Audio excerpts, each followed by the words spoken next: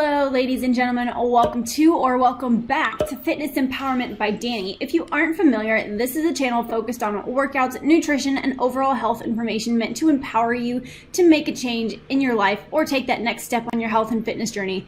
If you are new to this channel, please consider subscribing so that you don't miss out on free empowering content at least 3 to 4 times per week on the previously mentioned topics.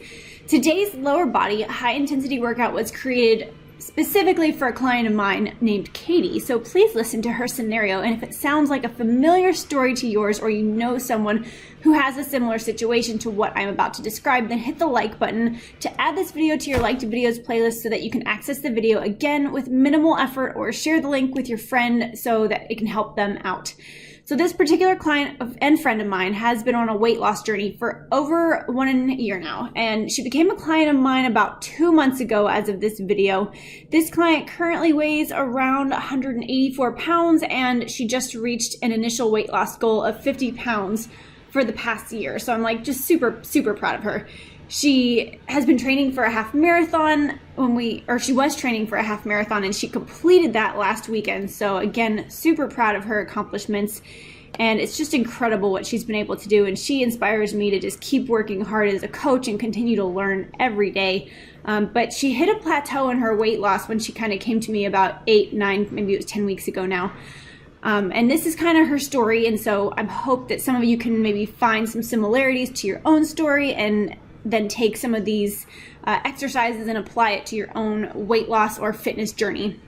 So Katie was doing about 3 to 4 distance runs per week, as well as 1 to 2 home workout strength training days on her own. She was looking for some assistance in the nutrition department. So we started her on what's called a reverse diet because she wanted to lose weight, but it didn't make sense for her to cut calories when she needed energy to obtain her goal of completing a half marathon. So Katie had been tracking her macronutrients, which are your fats, your carbs, and your proteins, in the app called MyFitnessPal on her own, but she wanted to further refine her tracking plan. The first and second week of March 2017, she was eating the following ranges of macronutrients: 80 to 90 grams of protein a day, 235 to 245 grams of carbohydrates a day, and about 60 to 68 grams of fat per day. And at this point, she weighed about 194 pounds. At the start of week 5 of her journey, when I was coaching her through a reverse diet, we had her eating about 100 to 110 grams of protein, 225 to 235 grams of carbs, and 56 to 62 grams of fat.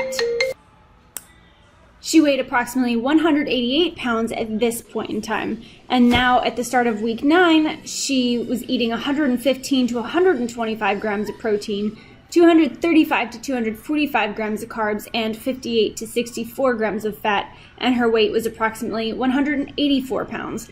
So we started adding in high carbohydrate day the last couple of weeks prior to her half marathon on the 7th of May because she needed more energy on her longer run days that were between 9 to 12 miles long.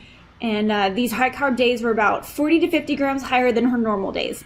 If you look at those 3 sets of data points, we were able to increase her average daily intake of fats, carbohydrates, and protein slowly over the course of about 9 weeks leading up into her half marathon while she lost weight. And keep in mind, her training slightly increased weekly to adapt to her half marathon training schedule as well, so her caloric expenditure was increased slightly each week. Okay, so enough talk about the nutrition. You're probably wondering what all of this has to do with the workout. Now that Katie has completed her first half marathon, she's planning to go on her annual family vacation like a lot of people do, and she wants to have leaner, toned legs in order to feel more comfortable in her own skin during the vacation. Totally understandable, right? That's what most of us want on a vacation, right? So her vacation is about 2 months away. She's done the majority long distance running training for the past year. So one of our initial thoughts is that is ingrained into our minds when it comes to looking good on vacation is weight loss and dieting. I'm here to tell you to switch your mindset.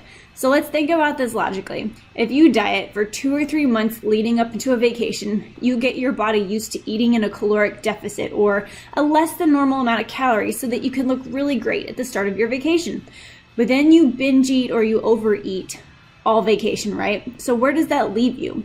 Depending on how long your vacation is and how active you are during your vacation, I mean, perhaps not much different, but If you have a 1 to 2 week vacation or longer and you go from eating a 1,000 calorie diet or less to eating about 2,000 calories a day or more, to include alcoholic beverages, which those are not empty calories, I promise you. Your body treats them as fats or carbs. And if you don't work out or monitor what you eat on vacation, then you may finish your vacation looking and feeling much worse than when you started your dieting for the vacation.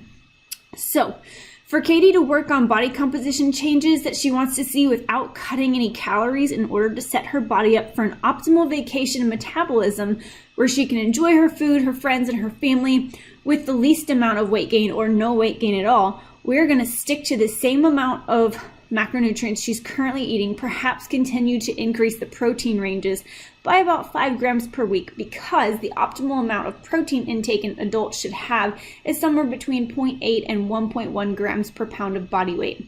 This does depend on the individual though, so please keep that in mind.